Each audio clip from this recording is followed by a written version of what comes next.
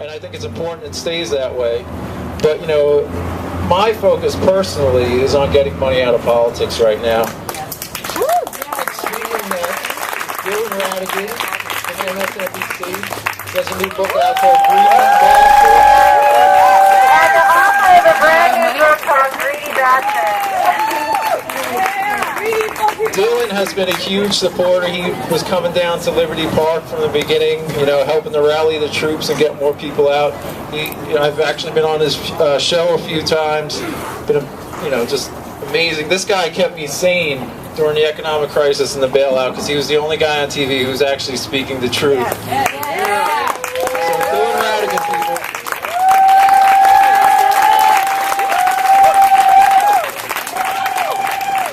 Thanks for having me out.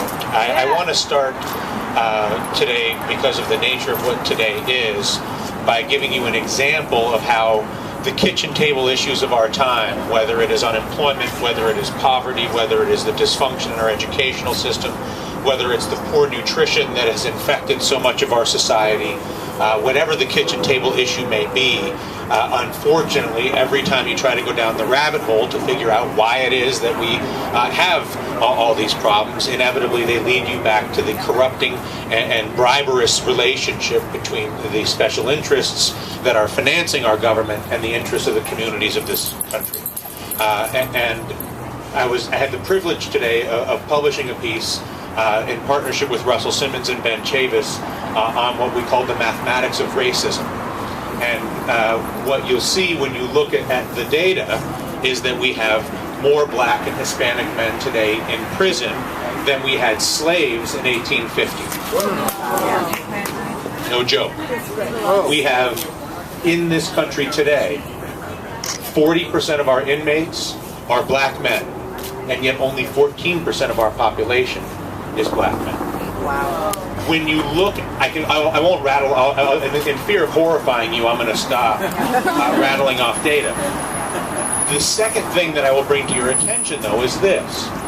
When you look in the prospectus of the publicly traded private prison operation companies, the #1 risk factor that they speak to as a risk to the profits of a private industrial or private prison industrial complex is the risk of more lenient minor drug laws. Right. They say this to their shareholders. We are concerned about our profits for fear that there could be a reform movement building relative to our incarceration of nonviolent criminal offenses tending towards possession of marijuana. Okay? It's a joke. When you look a little deeper, you realize that the money that is coming from those prison industrial businesses is being paid to our federal politicians and to our state politicians. And so when you look, and that's why we called it the mathematics of racism, when you look at the net effect, which is the destruction of generation after generation of vital young men and women in this country, that is being perpetrated by virtue of the lack of courage and the lack of compassion, and most importantly, the lack of resolve that you see in the American political apparatus and its utter corruption at the hands of the bribery of campaign finance.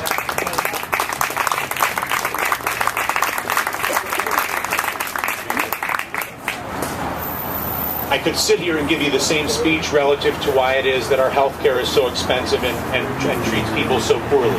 I could give you the same speech as to why our energy efficiency ratios are stuck in 1950 while the rest of the world has moved to 2012. I could do this with our educational apparatus. The narrative of the kitchen table issue for you, whoever you may be, and everybody has different things that are affecting them. You have to understand that unfortunately, the barrier to resolving those issues goes to the on-ramp that is the briberous relationship between the funding of our politicians and the policies that they make. So what do we do, right? You're already doing it, is the answer. And what I mean is this. What we are seeing in this country, not just in this group of people here, but in groups all over this country, is the internal realization. You don't need me to come here and tell you this. You are realizing this by virtue of being a human being who can consume information, right? And the beautiful thing about what we're witnessing is I would sit there like with Dave DeGRAW, crazy, screaming at the wall in my apartment in New York, we got to tell everybody. You actually don't have to tell everybody. What you have to do is realize that as you become aware yourself, that the onus is on us as we become aware ourselves to engage and act, which is what is happening. And the course or the trajectory of this is on multiple levels at the same time.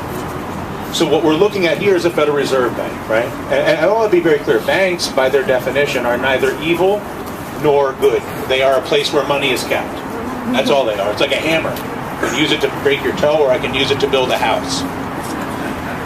In this particular instance, and just to infuriate you a little bit further, if David DeGRAW didn't do a good job, or if I haven't really gotten you worked up at all yet, it is important for you to understand that in addition to all the dysfunction and all the lack of investment and everything that we're suffering as a result of the banking system in this country, it's important that you understand that much the same as we assign a special privilege to law enforcement in this country to carry weapons and to theoretically administrate justice, which many of them, by the way, do a very good job of that, and that's a different issue. We assign special privileges to banks as taxpayers to allow them a number of privileges on the expectation that in doing so, they will facilitate investment in our communities. It is the only reason, by the way, that we give banks special privileges. The same way we give law enforcement special privileges is on the expectation that law enforcement will not abuse that privilege, but will utilize that privilege in the interest of the community. We are giving special privileges to the banks of this country and the Western world on the ostensible argument that that special privilege serves our interests because then they invest in our communities. Over the past 3 years, at our peak we gave roughly $30 trillion for a brief period of time to keep the financial system functional. Right now we're probably on the hook for $3 or $4 trillion that they still have. We are told that we've done this in order to facilitate investment in our country. And yet, if you look at the lending from the banks in this country over the past 3 years, they have reduced lending, especially to small businesses and communities, by $1 trillion.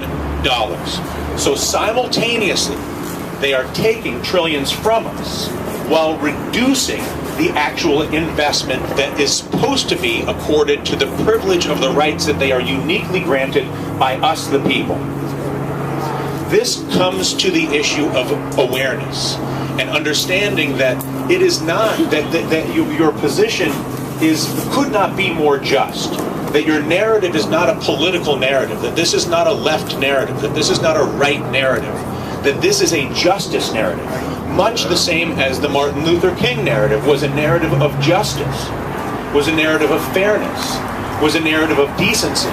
We are being bamboozled by the pro wrestling of left-right politics to distract us from the base breach of justice that is being perpetrated against all of us by virtue of the two political parties' agreement to facilitate a corrupt banking system, energy inefficiency, lousy health care, on and on and on. So how do we do this? And this comes to the investment narrative. It is clear that the large-scale, multi-trillion-dollar systems that we all have become reliant upon for investment, our trade agreements, our banking system, and our tax code. Those are the only three things that dictate the flow of what happens to money. Our tax code, our trade agreements, and our banking system. What we're seeing is the symptoms of that lack of investment. The unemployment is a symptom. The poverty is a symptom. All these issues that we are feeling, that pain that we feel, is symptomatic of that lack of investment.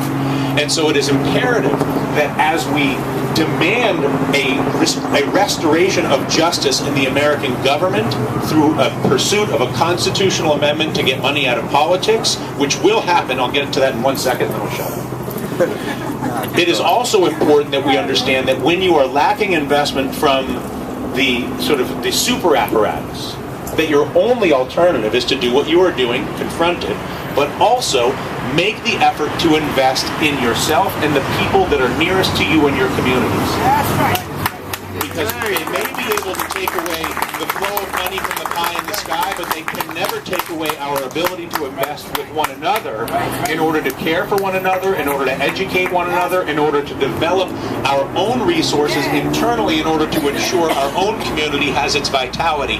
Because at this time, for as mighty as this fight will become, it surely will not happen soon enough. There's no way I can tell those children in the van that you were referring to that they just need to wait for me to get with a bunch, about 300 million people, and pass a constitutional amendment, and then they're going to be okay. They don't have that kind of time.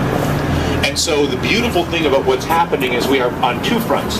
The big narrative, we're going to China, we're going to separate business from state, and then today on the deck of the boat, we're going to look after one another through an investment in one another. And if you'll indulge me, I wrote down a quote that I wanted to read to you because it struck me when I was coming in here today.